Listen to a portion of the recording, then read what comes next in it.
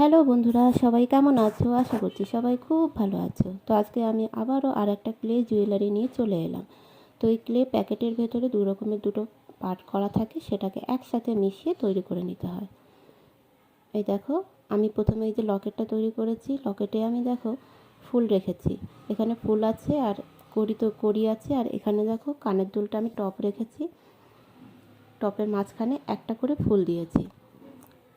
আর এই যে সাইডের যে ছোট ছোট বলগুলো দেখছো, এগুলো হাতে এভাবে গোল গোল করে নিতে হবে। আমি কিন্তু এই মালাটা সম্পূর্ণ হাতে তৈরি করেছি, কোনো রকম কোনো ডাইস ব্যবহার করিনি। এবার দেখো পাপড়িটা কিভাবে করেছি। ছোট করে বল নিয়ে হাতে তারপরে চেপে চেপে পাপড়ির আকার দিতে হবে। হয়ে গেল পাপড়ি। দেখে নিলে তাহলে। তারপরে অবশ্যই আঠা দিয়ে লাগাবে, তাহলে কি হবে, আরও মজবুত হবে জিনিসটা। তো আমি এবার কানের দুলের পাপড়িগুলো একটু ঠিক করে নিচ্ছি। আর এখানে দেখো দুটো আমি ফুটো করে নিয়েছি, যেটা আমি গিয়ে মালা বা সুতোকে ঢোকাবো। এই দেখো কালার করে নিয়ে চলে এলাম।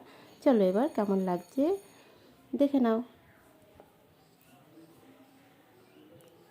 তো আমি আমার এই চুড়িদারের সাথে পরবো বলে নিজের জন্য এটা বানিয়েছি। এই দেখো কানেরটা কেমন লাগলো কমেন্ট করে কিন্তু অবশ্যই জানিও। টাটা, সবাই ভালো থেকো।